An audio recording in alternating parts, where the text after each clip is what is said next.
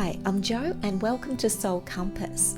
After a serious work accident in my psychology practice in 2023, my life changed in the blink of an eye.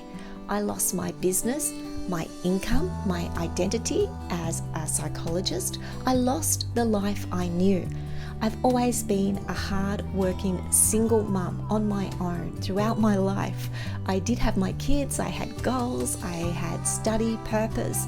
I had a really busy life, and then suddenly it just stopped. And before I knew it, my children were grown, my business was gone, and I felt alone with no schedule, no direction, and no way out. I needed a compass. Then, just as unexpectedly, cruising, it became my way back.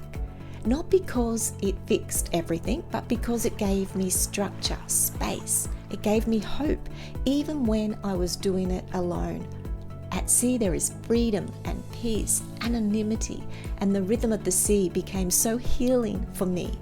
And Soul Compass, it became my new focus. It's a mix of honest cruise reviews, ship and cabin walkthroughs, and practical tips like adapters, internet, eSIM fixes.